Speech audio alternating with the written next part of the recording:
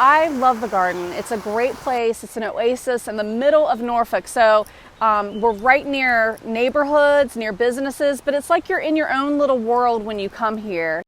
In the 1930s, they wanted to build a botanical garden with azaleas that sort of rivaled Charleston, South Carolina. They had something similar to get tourists here to Norfolk.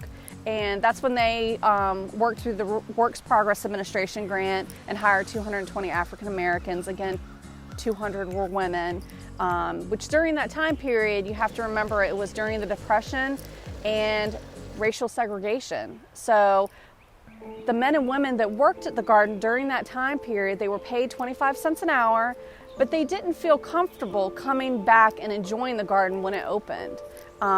They weren't welcomed, and so that's something to really think about. Of course now, decades later, that was in the 30s, so decades later, this is a garden for everyone. Right now we've got a bunch of azaleas coming out, so Enchanted Forest is fantastic, so is Mirror Lake. Japanese garden is great right now. All the Japanese maples are coming in with different color leaves.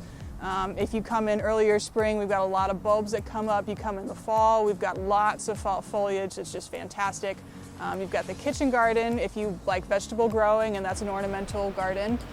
It's anything you could want. We've probably got something here for it, and different times of year have different things. We've got a team of 20-ish horticulturists that maintain this area, and we use a lot of volunteers. We really rely on them, so it's great when they come out and help us.